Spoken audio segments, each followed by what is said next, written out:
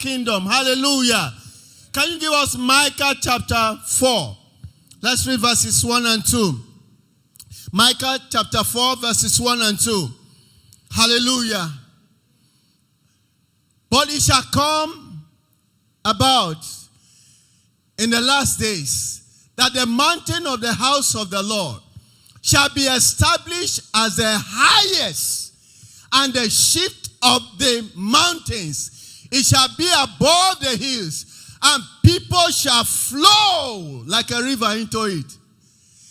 And many nations shall come and say, come, let us go up to the mountain of the Lord, to the house of the God of Jacob, that he may teach us about his ways, and that we may walk in his path. Hallelujah. Hallelujah. This kingdom requires people to have the knowledge of God, the ways of God. What God wants to be done on earth. Jesus said, I have finished the work that you sent me to do here. You and I have a role, have a responsibility in this kingdom. Once we come into the kingdom, we are obligated to begin to propagate the will of God in our lives and in the space that God has brought us into. Hallelujah. Hallelujah. That's why he said, we are the light of the world. We are the salt of the earth. Light has power over darkness any day, any time. Hallelujah. Hallelujah. Praise the name of the Lord. Put salt in anything, he's going to change it. He will either make it bitter, he will either season it, he will either make it taste better. All of that. That's who you are. That's who I am. Amen. Amen. Let's hear more about this kingdom. Jesus was teaching. He said the kingdom is within you. Luke 17 verse 21. The kingdom is within you. Hallelujah. Where God rules, where God reigns, is within you. He lives in you. So the first question is the kingdom inside of you? Because it is what is in the heart of man that manifests on the outside. Hallelujah. The kingdom rules, the kingdom laws, the kingdom requirements are there inside of you. Is God reigning in your life? Is the Lord the one influencing what you are doing? The topic talks about the dynamics of kingdom expansion. When you talk about dynamics, it talks about forces that influence enlargement, forces that influence development and growth. Hallelujah. Hallelujah. What are those things you're going to discover by the end of today? That you are one, and in fact, the one and the only primary factor. You and I, we are the ones that have the ability, given the responsibility to cause this kingdom to expand. Hallelujah. Jesus said in Matthew 6:33, very popular, he says, seek ye first the kingdom of God and his righteousness. Other things shall be added to you. The kingdom of God. Seek it first. Seek it first.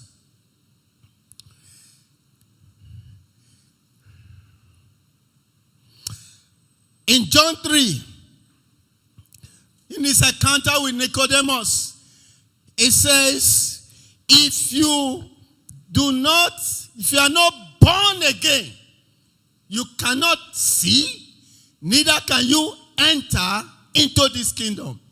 That's why I told you from the beginning that we are talking about the kingdom that you and I belong to. If you are born again, you belong to this kingdom. Hallelujah. Hallelujah. Amen. You have to be born again to belong to this kingdom. And in that process, the King of Kings comes into you. You tell Jesus to come into your life and be your Lord and your Savior. And it becomes the force that is influencing your actions and decisions if you are submissive to him. Praise the name of the Lord. Praise the name of the Lord. Jesus said, except you receive the kingdom like a little child, you cannot enter it. In other words, humility and simplicity is required, all right, to be a part of this kingdom. You need to begin to assess yourself if these things are still there, if you are already in the kingdom. Because if these are your requirements to enter, to belong to the kingdom, these are the same requirements that will keep you in the kingdom. Hallelujah. Hallelujah. Praise the Lord. And Jesus spent time in Matthew chapter 13. The whole of that chapter, the parables of the sower, the parables of the tithes and the wheat, the parables of the living, the parables of the treasures, and all of that. And he called it the parable of the kingdom. The parable of the kingdom. Jesus lived for the kingdom. Jesus preached the kingdom. And before he left, his disciples in Acts chapter 1 verses 7 and 8, it seemed they didn't still understand. They said, Master, will you at this time restore the kingdom to Israel? They didn't understand what the kingdom of God was all about. And Jesus told them, in fact, he didn't answer that question. He just told them, just go, you need to be shut in with me. I need to teach you certain things. Go to the upper room. And do you think those 10 days they were just looking at each other's faces? A lot was going on there until the 10th day when the Holy Spirit came and poured upon all of them. And they caught fire. Hallelujah. The Holy Spirit is one of the forces that will require to expand the kingdom. Not by power, not by might, but by my Spirit, said the Lord. If you are not carrying the anointing of the Spirit, if you are not influenced, your words are not influenced by the Spirit, they will not mean anything to anybody. They will not mean anything to anybody. But because you are to preach, the Holy Spirit does the conviction. Hallelujah. It's not enticing words of man's wisdom. No. When you meet people, ask the Holy Spirit. In fact, Jesus said, don't worry yourself. Don't trouble yourself. What am I going to say first? How am I going to preach to this person? No. He said, the very moment you open your mouth, what you need to say will be put there. Hallelujah. So what is making you afraid? What is holding you back? Why are you not giving yourself to this all-important assignment? So important that God is waiting for this gospel to reach the entire earth before he will call it all over. Because he wants to give opportunity to everybody. We all know John 3:16. God so loved the world. But verse 17 said, he didn't send his son into the world to condemn the world, but that through him, the world will be saved. Hallelujah. We are not to preach a gospel of condemnation. It's a gospel of God's love for mankind. Hallelujah. For all have sinned and come short of the glory of God. Let people know that they can be better than they are now. Let people know that, life is not just bread and butter. Let people know that there is a heaven to inherit. Convince them. Brother Paul said, knowing the terror of God, we persuade men. Beloved, in this month, you may have to go into that mode to persuade men. Hallelujah. Hallelujah. Praise the name of the Lord. Praise the name of the Lord. Oh, thank you, Jesus. The kingdom of God is a superior kingdom than any other kingdom that we ever know. And it is for us to make up our mind, to engage the process, and do what we need to do. If Jesus only wants 12 apostles, and that's all he came for, then it means that there's no room for expansion. But remember, like I quoted before, Mark 16, Matthew 28, He told them, go, just go. Go to the uttermost part of the earth. As you go, heal the sick, raise the dead, cast out devils. No, let this gospel, let everybody hear about it. Let them hear about it. He died for everyone. He wants everyone to be saved. The kingdom must expand in our generation. I and you must be an instrument, a vessel through which God will expand his kingdom here. God will not send angels to preach the gospel. God will not come down himself to preach the gospel. We are the ones. Hallelujah. Hallelujah. So tonight, I just want to list a few things that we need to understand, that will stimulate, that will bring growth and expansion to the kingdom that we belong to. Hallelujah. I've mentioned some of them in the course of, this message already. But let's go through them. Number one, for example, we're told that the population of Nigeria now is over 200 million. And there's projection that in some years to come, of course, it may even be doubled. Now, but that wasn't it. During independence, the population of Nigeria was, I don't know, maybe I should have checked that out. I'm not sure it was up to 100 million. 1960, that's over 60 years ago. But now, look at the number of people. How did those people come? By birth. Hallelujah. People were marrying and giving in marriage. We are having children. The first point you need to understand is that you want to be somebody who is productive. Hallelujah. You want to reproduce. Hallelujah. You want to reproduce. You want to reproduce. Just like, a woman that gets married wants to be pregnant and bear children.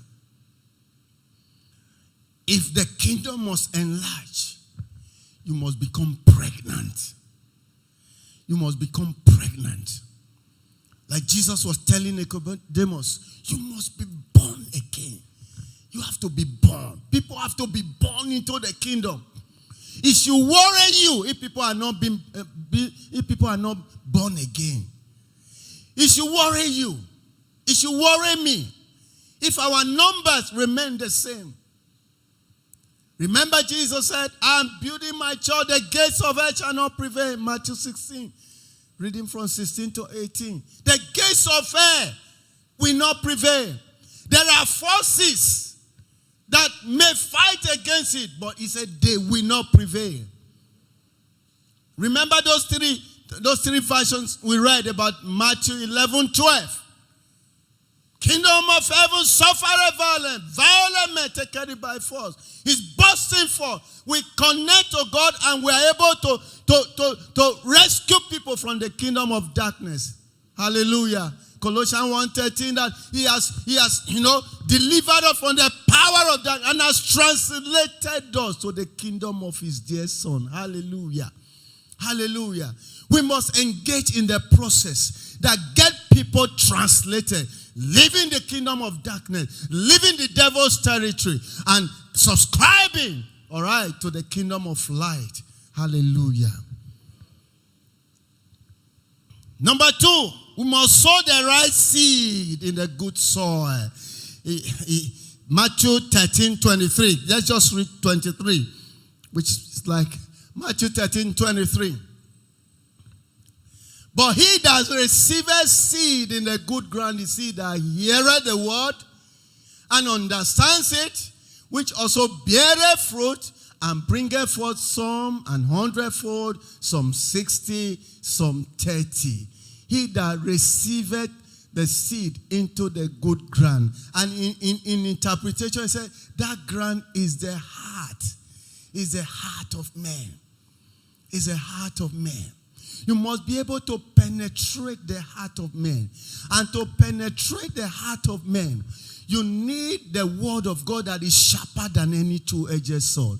You need the force of the Holy Spirit that will make that person to see that what you are talking about is not nonsense, it's not foolish, that there is sense in what you are saying, and will make them to think again about what you have said. And even if they don't give their life instantly, they'll go back and think about it, and they'll call you later and say, hey, I think what you said made sense, and I've given my life to Jesus. That will be another soul won, and the kingdom is expanding. Hallelujah. The expansion of the kingdom is not the number of church structures in the world. It's the number of true believers. True believers. Hallelujah. Praise the name of the Lord. Praise the name of the Lord. Oh, thank you, Jesus. Number 3.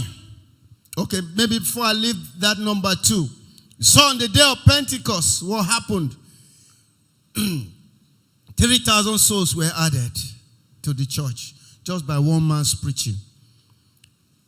In chapter 4, verse 4, another 5,000 were added.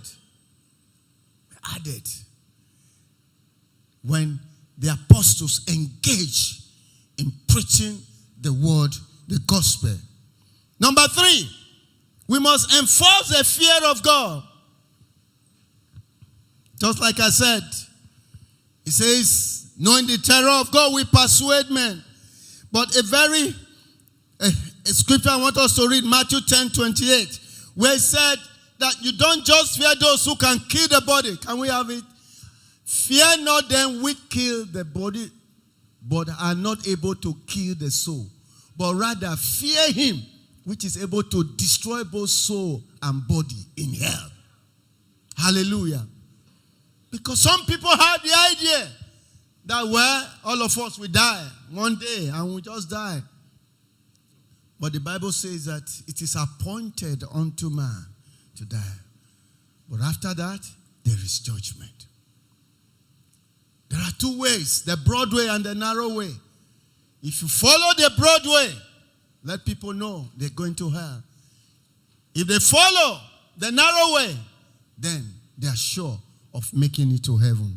Hallelujah. Hallelujah. Number 4.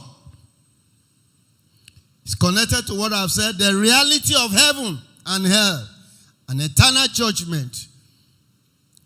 Okay, number 5. The outpouring and influence of the Holy Spirit. The day of Pentecost was a clear example. It's a clear example. And even when Jesus was here, he said, the Spirit of the Lord God is upon me. Because the Lord has anointed me to do what? To preach the gospel. And then to heal the sick, raise the dead, and do all of those things. We are empowered. When you are anointed of God, when you are full of the Spirit of God, witnessing becomes something like the water you drink.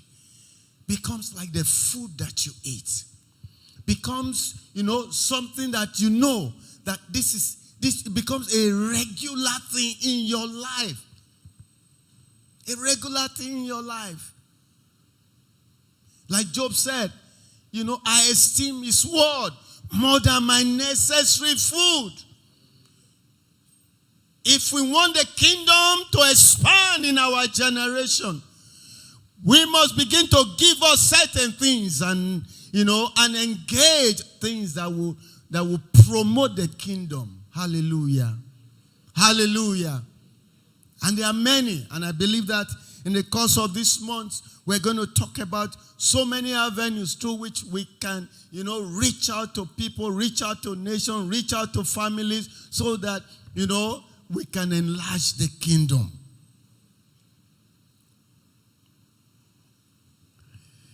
Number 6, because you are engaging the force of the Holy Spirit, You are guaranteed that you can, when you'll be able to do signs, miracles, wonders in the name of the Lord. You know, Jesus was telling them in Matthew 10. All right, you read verse 1 and then you can jump to 7 to 8. All right, you can just put them down. Acts chapter 2 verse 43 and Acts chapter 4, 29 to 30.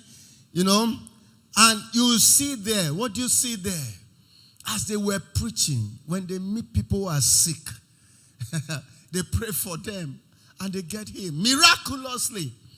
People who are demon troubled, they cast out the demons, set them free. Dead people raised up.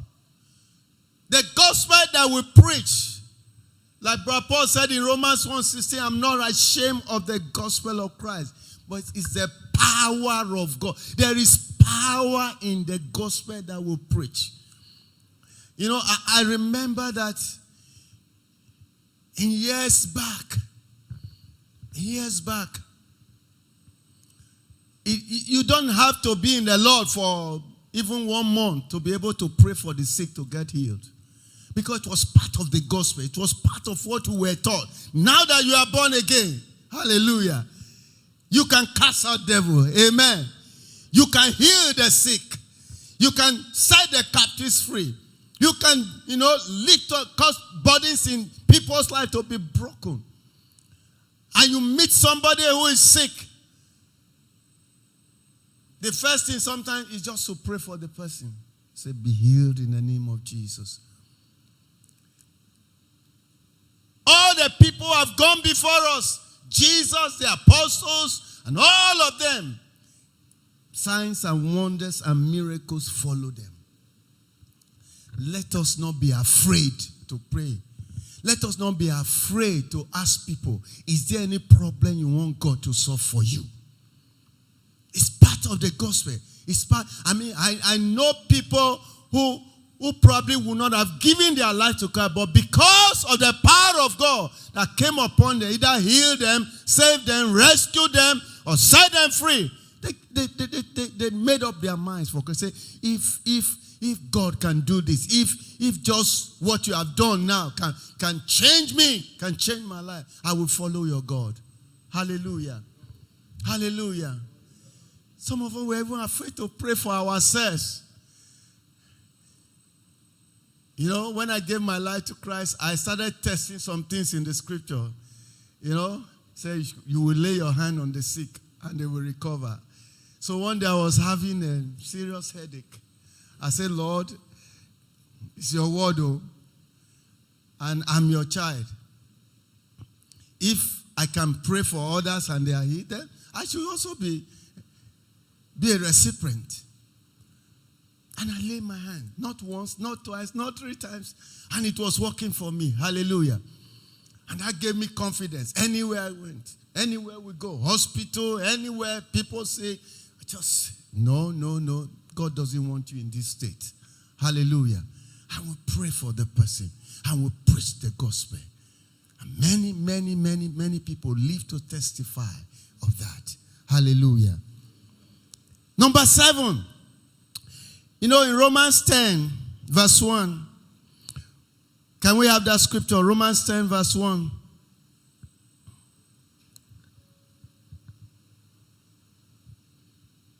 Brethren, my heart's desire and prayer for God, for Israel, is that they might be saved. That they might be saved. When last did you pray for a family?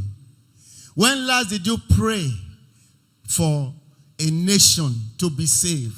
When last did you pray for anybody to be saved? Paul was focused. He took out a family. You can decide to take on someone, take on a family, take on a friend, and say, Father, I want this my friend to be saved. I want this my father to be saved. I want my mother to be saved. Have you not heard testimony that even those parents who were opposing their children eventually got born again? That's how the kingdom can expand. Prayer. Pray for the people. presented before the Lord. It must be deliberate and continuous. Must be deliberate and continuous. Luke 10, 1-2 supports that.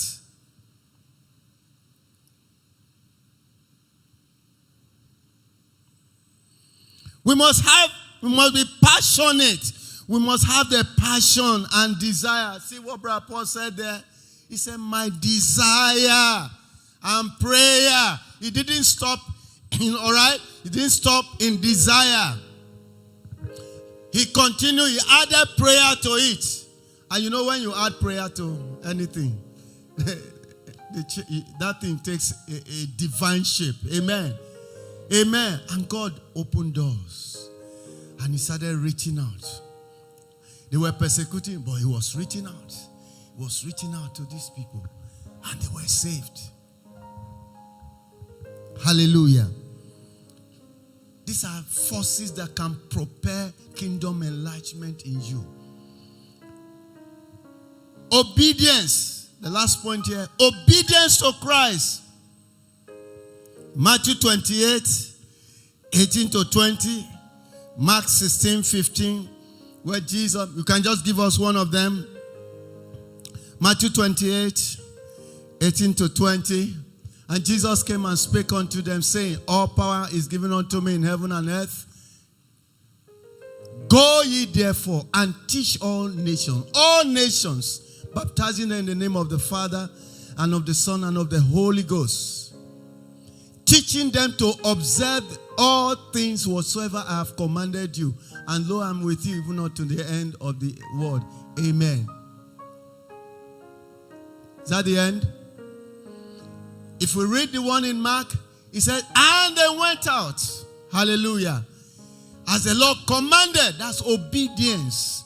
And the Bible says, and the Lord was with them. And they had results. They had results. Obedience we promote the dynamics of kingdom expansion. Your passionate desire for people to be saved, for nation to be saved. Okay, we promote the dynamics of kingdom enlargement.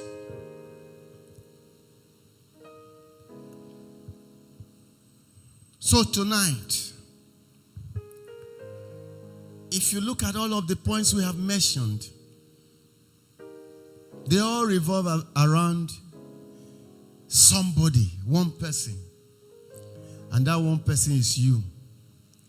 That one person is me. Hallelujah. Is it to obey? It's me. Is it to pray? It's me. Is it to have the desire? It's me. Is it to pray for signs and wonders to open? It's me. Is it to sow the seed into good heart? It's me. So, you and I need to wake up. You and I need to come up with a plan and a program that will help us to fulfill this kingdom assignment. There's nothing more important to God than seeing people saved. The Bible says it's not His will that people should perish, but that they should be saved.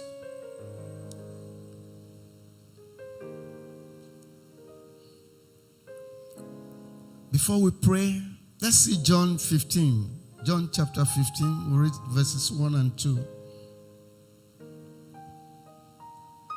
I am the true vine, and my Father is the husbandman. Every branch in me that beareth not fruit, He taketh away.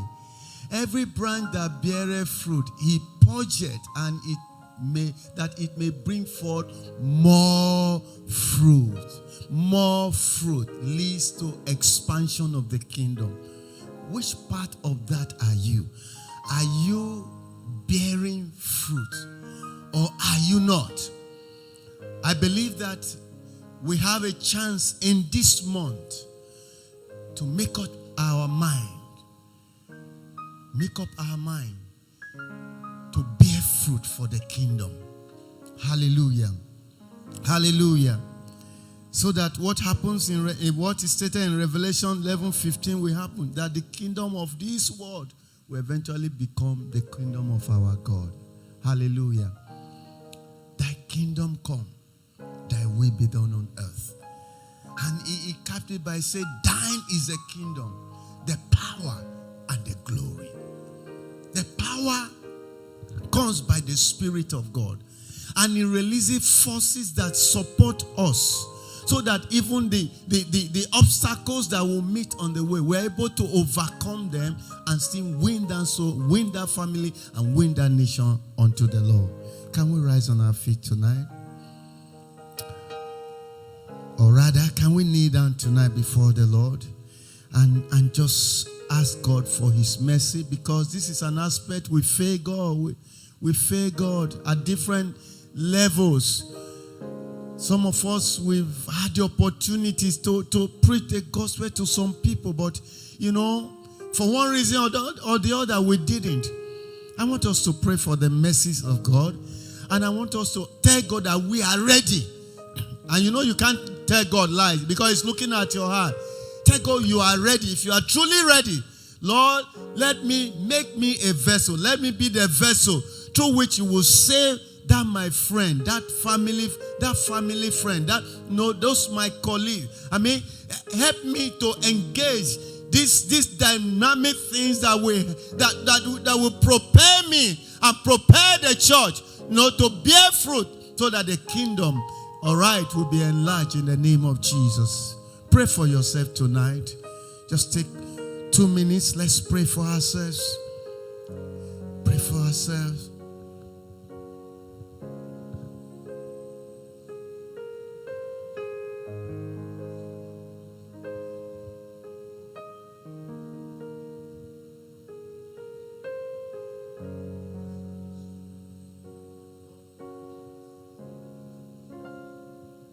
Let's pray for our church, Word Assembly.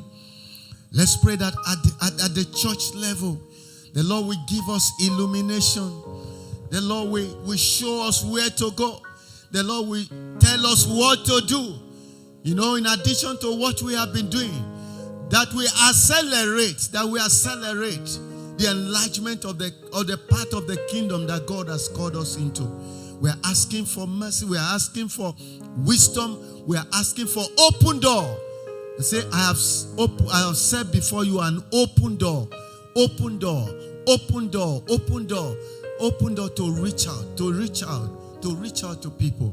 And let's ask again that the Holy Spirit we empower us for this purpose. Let the Holy Spirit empower us for this purpose. That in this month, it will not just be hearing and hearing and hearing. It will be doing and doing and doing and doing. The desire will be there. The passion will be there. Oh yes, we'll spend time to pray. We'll spend time, to go out, talk to people, preach the gospel, sow the seed into their heart, and then get people born again in the name of Jesus. Father, we thank you. We bless your name, oh God. Help us, Lord, this month. Help us, oh Lord, this year. That one of the things that will distinguish us this year, Lord, will be that, oh God, we have been vessels in your hand, Lord, to bring many souls into the kingdom. And thereby, oh God, the kingdom is enlarged in our generation. Blessed be your holy name. For in Jesus' name we pray. Amen. Please stand up. God bless you.